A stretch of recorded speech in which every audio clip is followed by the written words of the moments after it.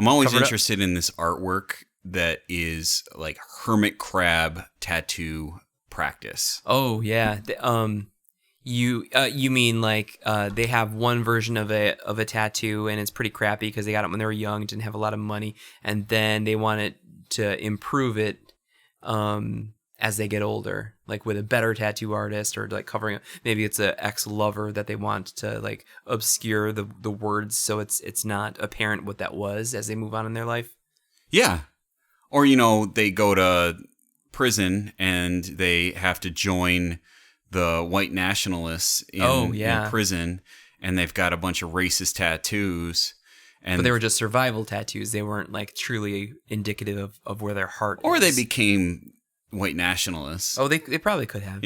I think that if you become a white nationalist, you should have, a fair question to you would be, are you really a white nationalist? Prove it with a symbol emblazoned on your face for everyone to see. Mm-hmm. So that's the first thing they see about you. Or a limerick. I wonder... Ooh.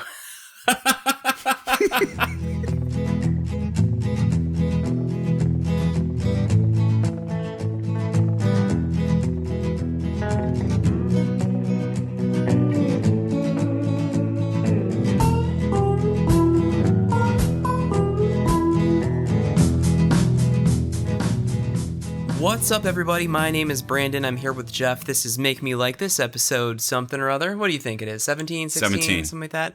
We've got a few in the can, just working on. I have to actually title the sessions for this, so I know exactly the number that I'm on. Wow, you are... I'm glad one of us is organized. Episode 17. Well, someone's got to record it. Yeah, that's true. You're the one that takes out all my profanity. I take out your cursing and your blasphemy. Yeah. On occasion. And believe it or not, he takes out a lot of my neediness. But I leave a lot in. Yeah. He takes out about 80% of my neediness. Yes. But that 20% makes up the rest of the content of this podcast. Yeah. You're just getting a tip of the iceberg with old Jeffy Poo. The highlight reel. Yeah. It's like Sports Center, top 10. Yeah. So Jeff, I was thinking about what could I convince you to like, and we've had some recent conversations where you have shared your disdain for a little something we like to call small talk. Mm. You're not capable of you're capable of it, you don't like it. Is that a fair statement? I think so. Yeah, you don't like small talk.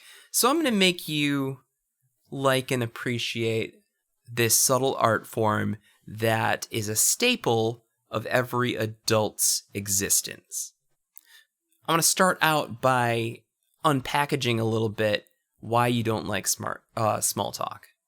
Do you know why you don't like small talk? Or do you want me to take a stab at it? I thought you were just going to tell me. That's less conversational. I think that I don't like small talk because it feels inauthentic a little bit.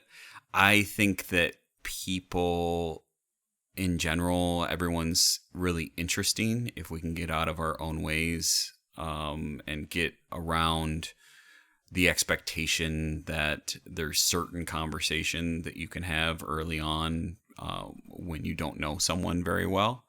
And also that there's even a need to engage in conversation when there's actually not a need to continue on the conversation. So, for example, if you're at a wedding and you're talking to a person that you've never met before, but you feel like conversation is socially appropriate. Like I'm at a table and I don't know this person.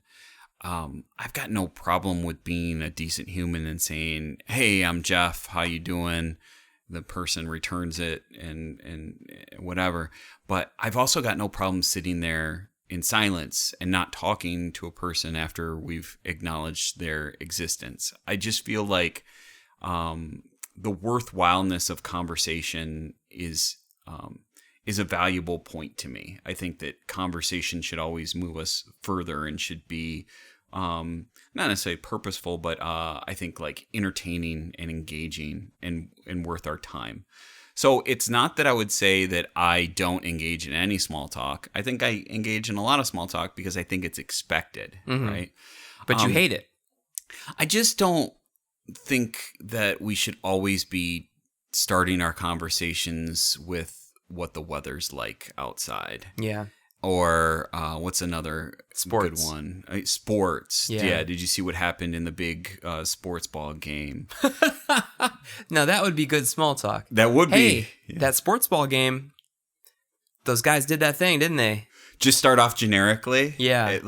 Seth Rogen was talking about that on Kimmel, right? Was he? Was it Kimmel or one of the talk shows he was on? Every Lion King voice actor is going around doing the standard thing right now. I think it comes out today, right? The new movie. Go see it.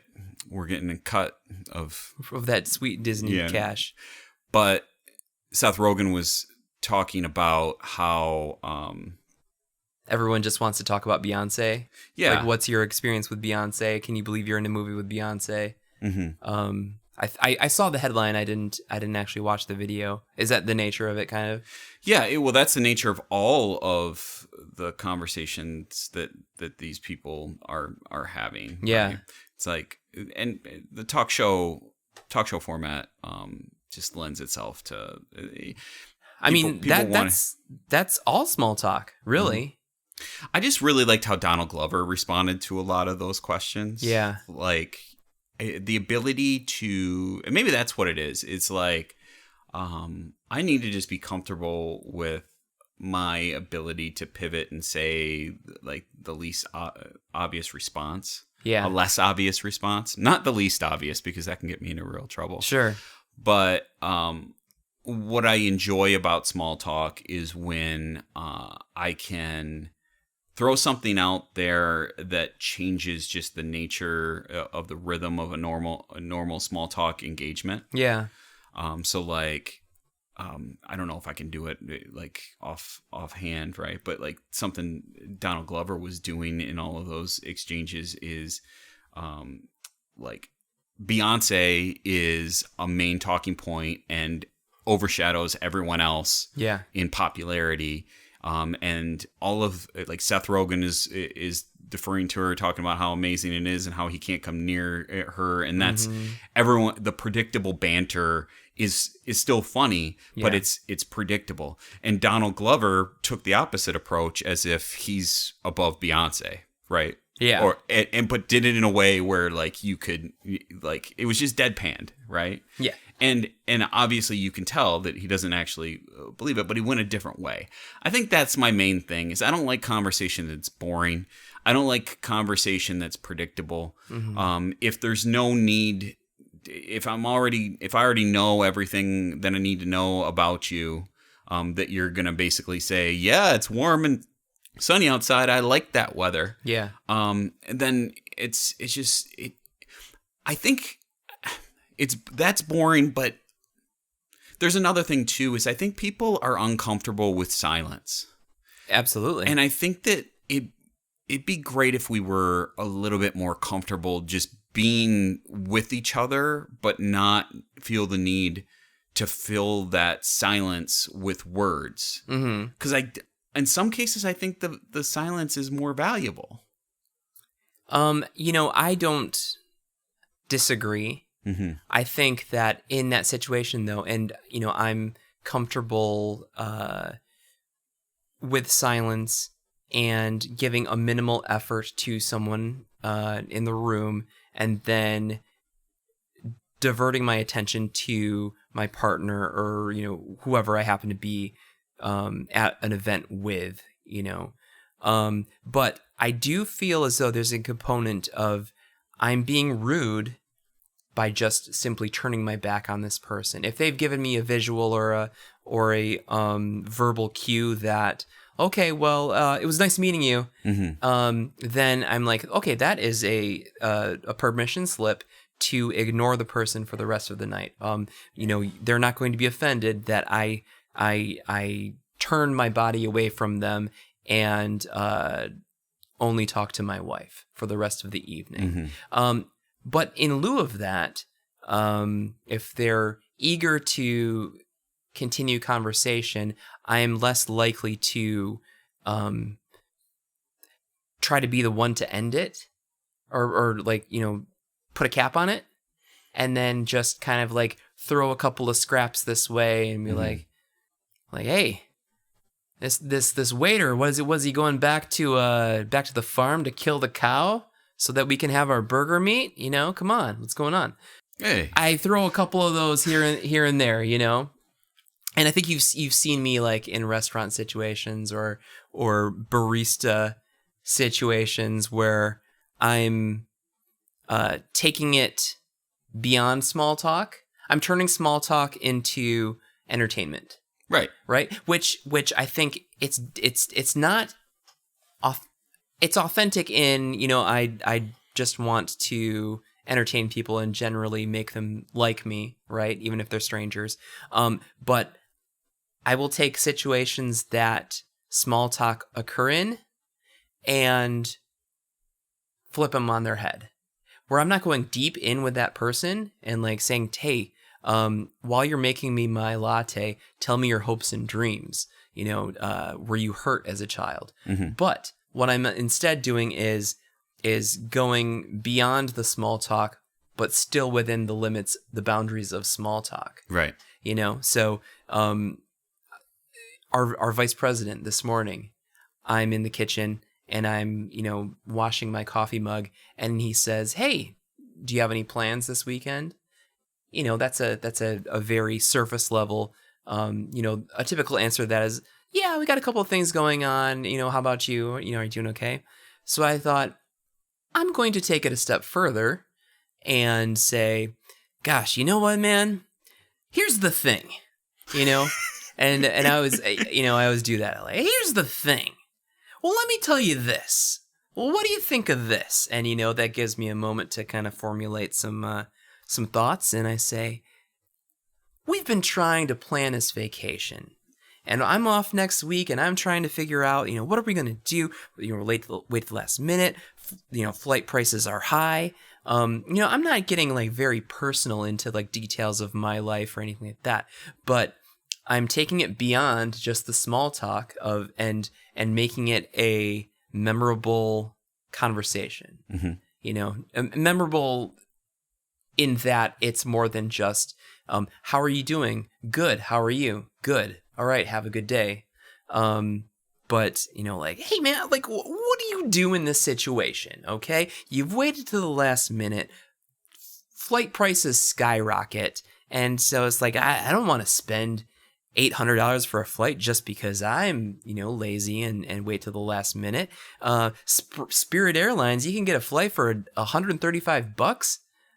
They're a little bit iffy though on their customer service. So I don't know, man. What do you have you done that before? So it's still small talk because it's not deep. It's not the kinds of things that I think you herald in a meaningful conversation. Mm-hmm. But it's still beyond that. It's still authentic to who I am. It's still authentic to the relationship I have with that person.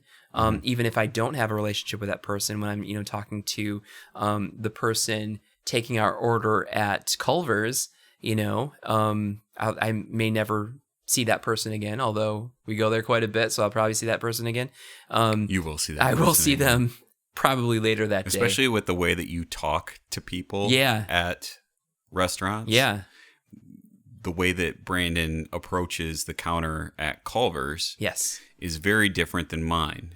Yeah. The person at Culver's says, hi, welcome to Culver's. And to my credit, I go, hey, how are you today? Yep. Which small talk. But it's in a genuine way. Yes. Like, I actually want them to respond, and I'll wait for them to respond. Yeah. Instead of just going ahead. But then they'll go, when they answer how they're doing, then I just get to the business of boom, boom, boom, boom, boom. I would like a pub burger.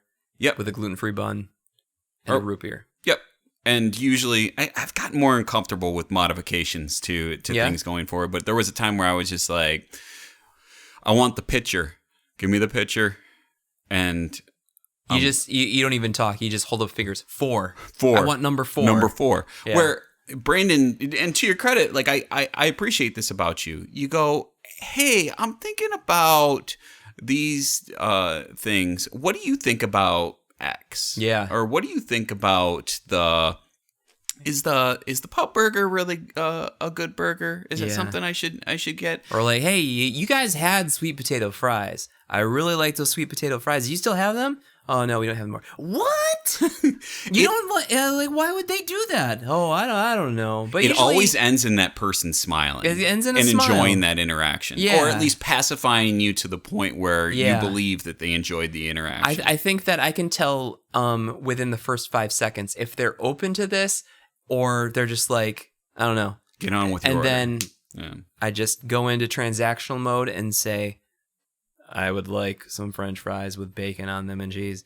But you have to change your voice to a robot tone. I do a robot because I want to be void of any emotion so that they don't spit in my food. I am sensing that you are devoid of emotion, and I will no longer put emotion into my voice when making this transactional agreement. I'm reflecting back your energy to you. If you don't like it, then you should change what you put out into the universe. Please take my major credit card. You will see that it is Visa and is widely accepted and should successfully be able to be charged by your point of service machine. Watch me fumble with my mobile device for 5 minutes while I try to get Google Pay to work on your device.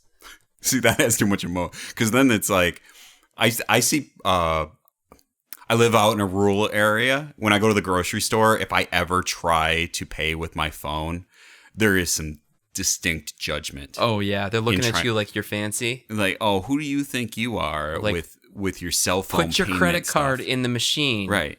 Like everyone else. Yeah. They even get upset if you've got a chip. They go, oh, stupid chip cards. Yeah. Because it's not about security when there's only 5 people within a 20-mile radius. And they leave their back porch unlocked, and you could walk in at any time. Well, because if Tony leaves their card. Yeah.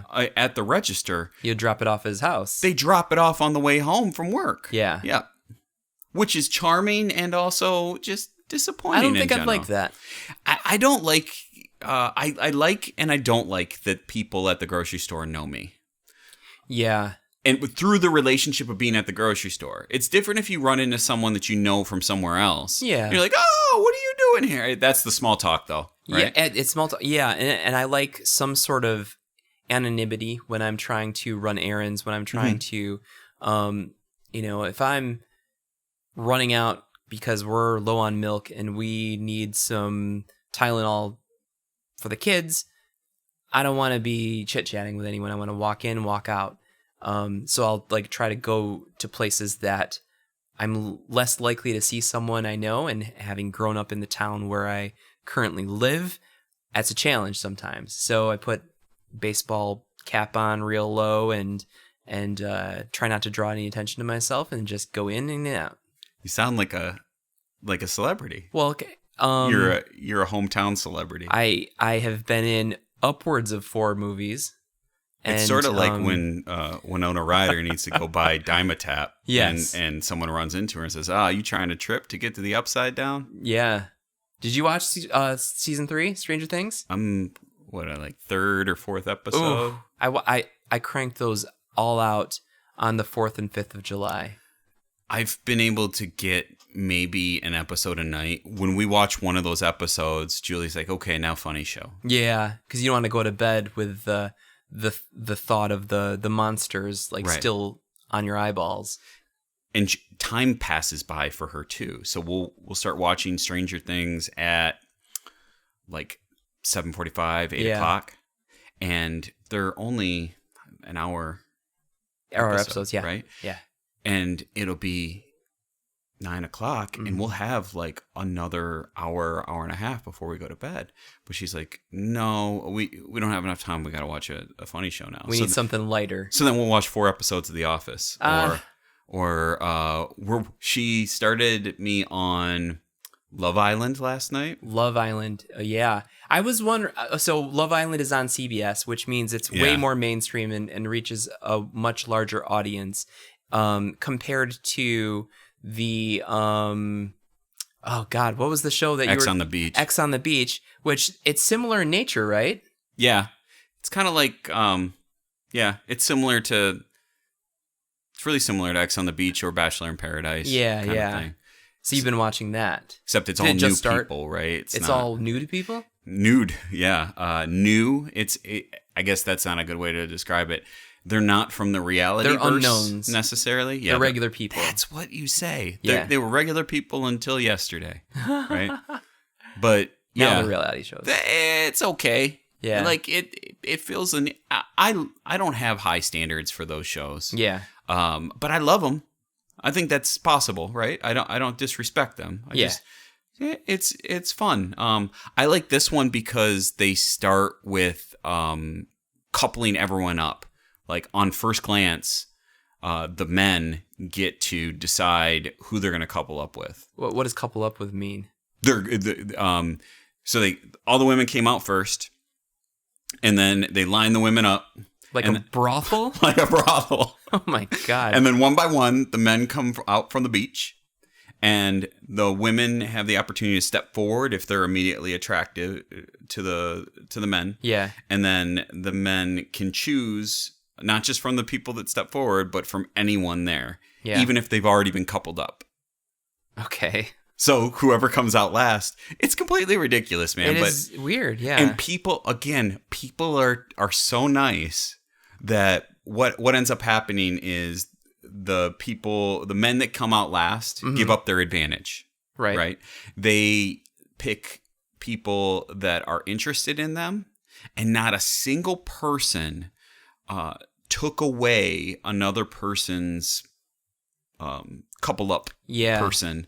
But this is just the first episode. It's the very first episode. So that'll likely happen though. Yeah, it'll happen as they go on. But like right from the start, you're supposed to just couple up with a person you're attracted to, regardless of who they're attached to, based on 15 seconds of looking at someone. Right. Yeah. Yeah. And then immediately after, it was 5 and 5. Yeah. They had 10 people on the show. 10 people couple up. Immediately after that, they bring a woman up, another woman up. Yeah. And within a 24-hour period, she's got to steal somebody. Oh, this is like musical chairs. Yep. Except with the clap. Yep. Yeah. So it just sets up this scenario. I kind of like it because they're intentionally forcing people to be uncomfortable and playing with the boundaries of like, will people be accepting of it because that's just the rules? And if you were in the other person's shoes, you would be doing the same thing. Or do you do what people normally do and get possessive and of a person that you've known for 24 hours and flip out and get emotional? And that's exactly what ends up happening. That was weird. But there's no uggos. It's all beautiful. Oh, they're people. all such beautiful people. I guess I'll go with this model instead of this model. Right. Weird. Well, and they all come out in swimwear, right? The first time they see everybody, they come out in swimwear. The weird thing that they've got going on is they've got a belt and a pack. A mic pack. And then it comes up on a lanyard, right? And it's like extremely visible, which I'm not used to because in The Bachelor and Bachelor they use in Paradise, shotgun mics and they have that all mic'd up out of scene, and they have a lot of staff and everything like that. Yeah, it's kind of cool, like piecing together. It seems like they just have camera personnel, and then off stage producers will help to make sure that the mics are attached right, but it doesn't. It looks dummy proof. Yeah. The way that it is. It just is kind of annoying to see a person in. Maybe I'm just not aware of that these people exist, but I don't know many people that wear bikinis, high heels, and a mic pack. Right? Yeah. They're kind of like three. You're either on a reality show, a beauty pageant, or a billionaire's after hours party. You're getting a lot of money for doing some stuff that is dehumanizing in some way. Probably. Although these people may have ownership over their sexuality and their I don't know. They chose to be on this, right? They're not there's no gun to their head. Oh, I'm talking about in different circumstances of, you were kind of talking about billionaire playboys or whatever, like having that stuff go on, not on camera. The winning couple gets $100,000 to split evenly. Yeah, I was kind of like, wow. Ooh. Well, I mean, that's not insignificant. Like, Yeah. I would do something for $100,000, but knowing the investment that they have to make usually in these shows, where they're buying their own clothes for it, and missing work, and all that stuff. And if you don't win, like you're out a lot of money. If you do win, splitting $100,000, you know, that's some people's yearly salary is not horrible, and presumably you have a job to go back to, maybe. Yeah, but wouldn't you think that would make arrangements? You would say like, hey, if we just say that we're going to stay together no matter what, I don't care if you like me or are interested in me, but it's worth $50,000 a piece. So let's just have a pact that we're not going to separate.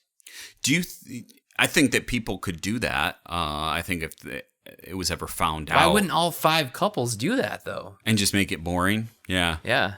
Well, the rules there where people have to come in and select and everything like that. That's true. I guess they could say, nah, I'm with her, the person that I met 5 minutes ago, or I'm with him, the person that I just met. Who knows? Who cares? But I'll check it out. I think that this is oddly related. It's just like I like when stuff is tried to get people out of their normal zone. behavior. And it's even like it's not shying away from normal behavior. Mm-hmm. It's leaning into it and exploring it and trying to manipulate it, right? I think that that's what you're talking about, and I don't think we're different in that respect. You laid out a couple things here. Yeah. You talked about sometimes you'll take the normal small talk and you'll tweak it for comedic effect. Yeah. And you'll get people laughing, which benefits them, but ultimately puts the focal point on yourself, right? Like they come away, Brandon's a funny guy, and I appreciate that Brandon entertained me. Yeah. The other part that you're talking about is something that I think I really appreciate is you turn it back on them with a question. Mm-hmm. And you basically yes and the question. Yeah. Like you give them context, and then you say, what do you think about that? Or have you been in a situation like that? Yeah. But you didn't. So with your story with the CEO, yeah, and that it was very quick that you gave it back to them. Yeah. Or like, how do you feel about those situations? Mm-hmm. Right.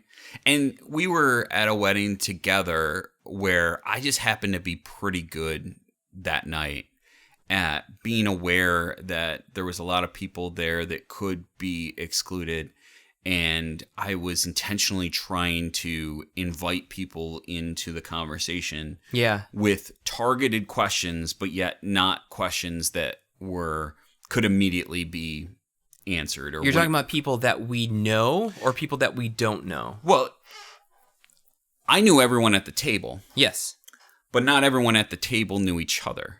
Right. So my wife did not know everyone at the table. Right. But I knew everyone at the table plus my wife. Right. And then there was varying degrees because, like, I know you better than your wife, but I do know your wife a little bit. Yeah. Right? Yeah. And then I knew other people's spouses maybe a little bit less. Right. Sure. And I just had a thought in my head as like the initial conversation just went the way that it was going to go. I think it started off with a group conversation of, oh, we're all sitting together. That's great at the reception, right? Yes. And then natural conversation took place. This wasn't the traditional small talk because so many people knew each other like on a daily basis, we interact with each other. Yeah. But it's a slightly different context. And there are people at the table that we have to be mindful of catching them up.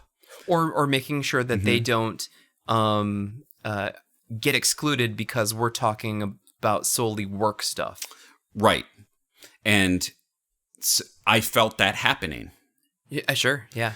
And there was periods where it was full group conversation about work stuff that I tried to pivot and throw a question out to make it relatable to someone else. To one of the spouses. Yeah. Or completely abruptly change the conversation, usually starting from the point of commonality of we're all at a wedding reception right now.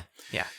There were also cases where we all just started talking to our spouses, or the conversations got fragmented and smaller. Yeah.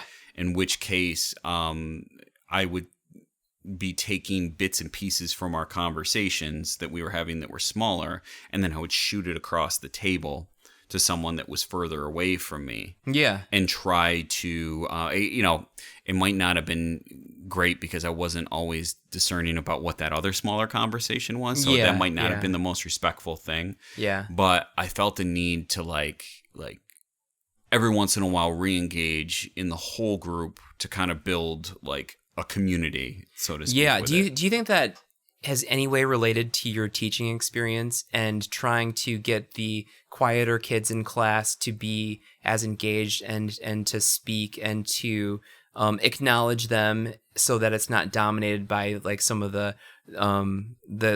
fully participating kids? I think it could come from that.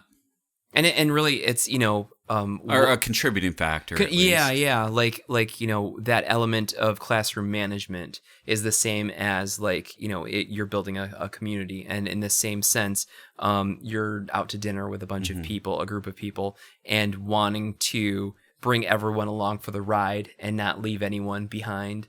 Yeah, but I do absolutely think that that's at least informs my ability to do it, or to recognize that someone is trailing off, someone is being left in the dust. Yeah, and so there's a bit of like I have the experience rather of being able to engage people for the explicit purpose of making sure that they're not left behind, that they're included. It also, you do that because you want to make sure that they're tracking if it's in a classroom circumstance. Of course. In this case, like what was at the front of my mind is like, I was genuinely curious about learning about people, but I didn't really have a particular. I was improving on the things that I was curious about. Yeah, right? Yeah. So I was just generally curious in people. So that's when I asked your spouse about the conversation that she might have had with her father during her father-daughter dance at your wedding. Yeah. So I find these things that I think everyone there had been married at least once and had gone through those experiences. Yeah. And I was genuinely curious about that because that was informed by my wife told me that her father and her during that time, her dad was making awkward small talk that was unrelated. Like it was almost like he could have been having the same conversation with her if they were driving together someplace. Right. Like the relationship that her and her father have is one where they don't really they don't really get too involved with each other. It stays rather talk. Surface level, and it stays small talk. Yeah.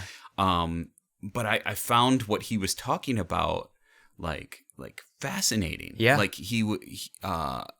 this could be not what he was talking about, but it was to the degree of like, so are you thinking about remodeling your bathroom next, or are you thinking about doing the floorboards in the basement? Yeah. And I just thought that like that's hilarious. It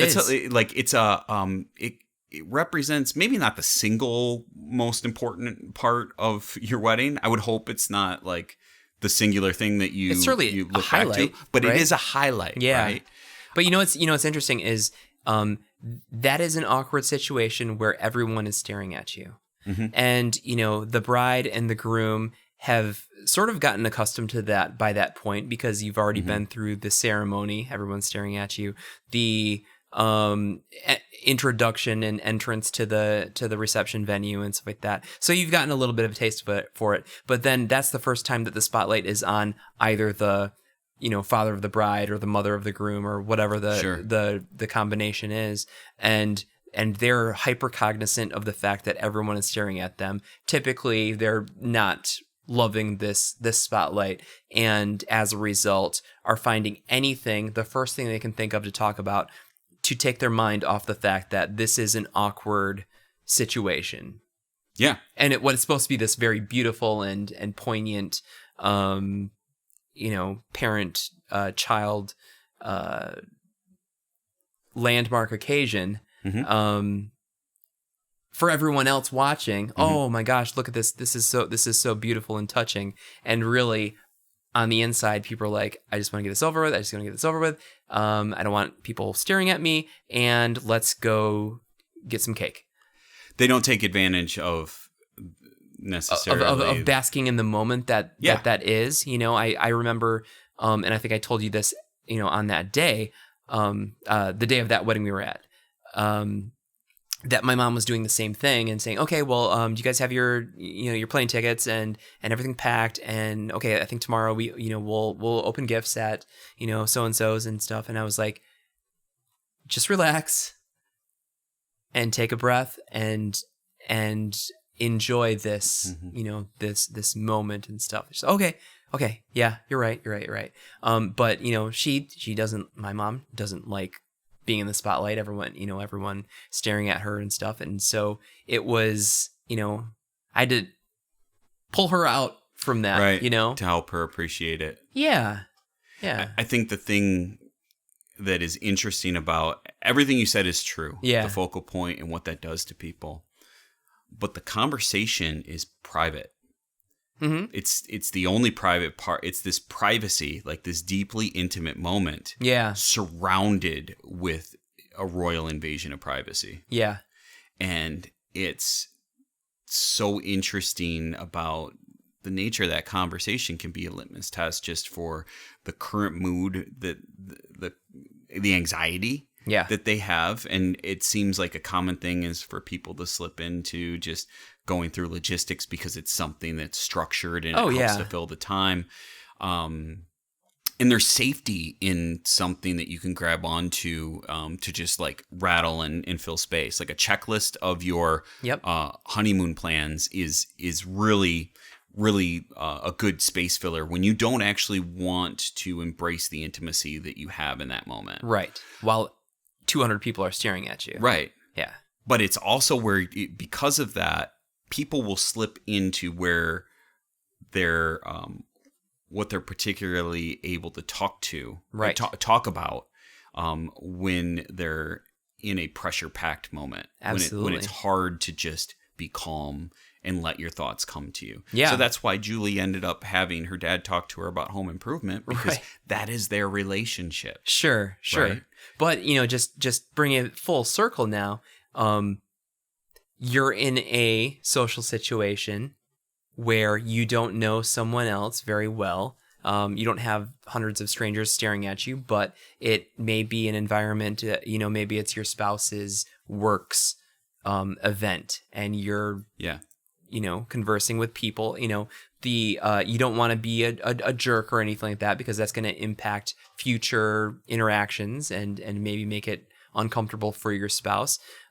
So you're left with small talk. So you go to those comfortable things. The weather. We all experience weather, so that's a commonality we have. And sometimes the people gravitate towards sports. It's like, I see you're wearing a Detroit Tigers hat.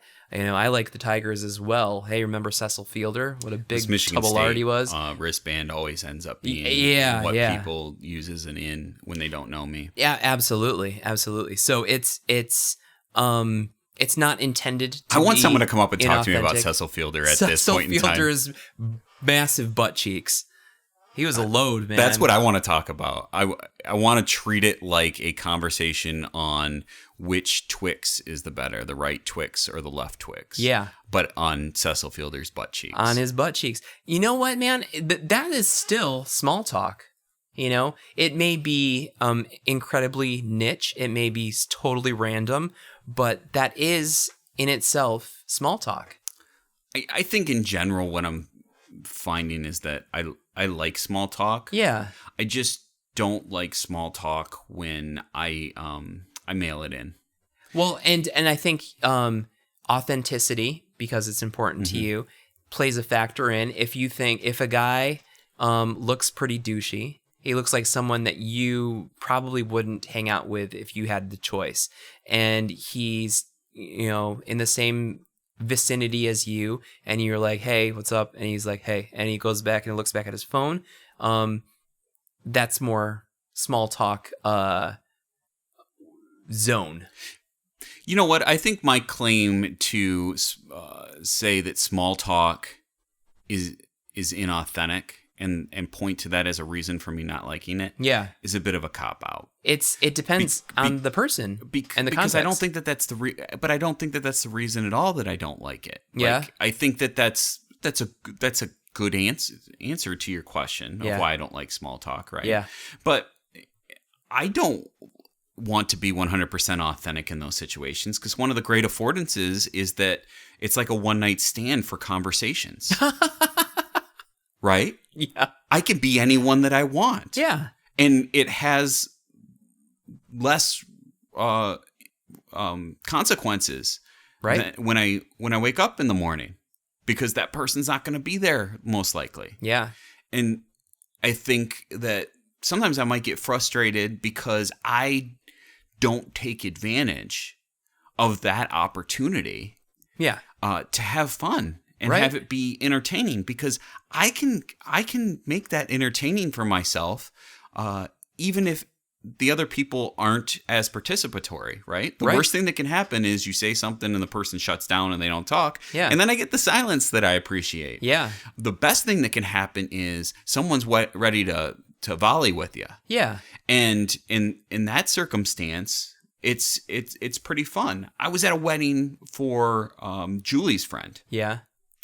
And so we were sitting at a table with all Julie's work friends.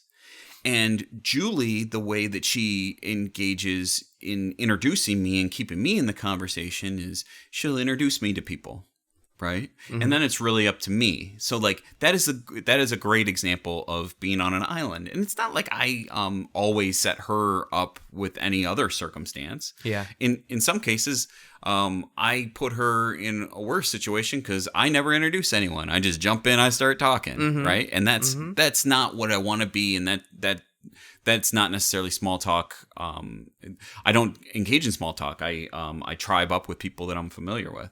Sure. But I remember this circumstance really well. I knew some people better than others, so they weren't all strangers to me. Right. And my initial in was volleying conversation and trying to find humor in it. But eventually what started to break it open was one person that I knew better than the others became like the target of the jokes. Oh, yeah. Right? That became the person that was going to be at their expense. Some of my jokes would come out. Punching bag. And then they started to joke back with me about that. And then other people started participating back and forth. And eventually it leveled out into a conversation about other things, from anything from, I got some tidbits that one person liked boxing. Yeah. And they also were a hip hop artist. And I chose to go the boxing route because what the hip hop conversation would end up being is us nerding out on stuff. Yeah. And it's just not as, it actually would be kind of okay conversation. It wouldn't be boring conversation. Yeah. But the boxing stuff was where my curiosity was. And so I just turned into a interviewer, asking them a bunch of questions of like, tell me about this. And I would be like, something I really appreciate about boxing is blah, blah, blah. And it was like, but I kind of like the chaos of Ultimate Fighting. And then he was able to his credit, not say that Ultimate Fighting was cheaper, stupid or whatever, but just kind of talked about like how he appreciated like the restrictions caused you to be more tactical and whatever his explanation was. Yeah. But I found in this a partner who was willing to listen, willing to like my naiveness was enough for him to feel like he enjoyed helping me to understand, and he thought that my line of questioning was respectful enough to where he didn't feel the need to trash UFC, you were showing genuine interest. Yeah. And discovery. And ultimately, that's what what I appreciate. But I also like playing characters. Oh, sure. I like being someone that I'm not. Yeah. And sometimes I'll have regret about it, of being like, I went too far and I took advantage of the situation and at the expense of other people and stuff like that.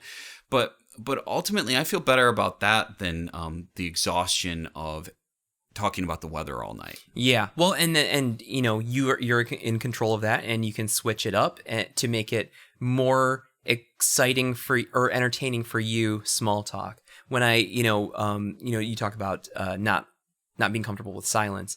It's not that I'm uncomfortable with silence, but if I am standing in line, someone is standing in front of me preparing a drink for me. Mm-hmm. They're foaming the coconut milk and they're, mixing this and that. It's just awkward me standing there watching them work as if I'm better than them in some way. So I'm engaging in them, say, hey, you give these extra espresso shots, right? What's the most you've ever given to someone? Oh my God.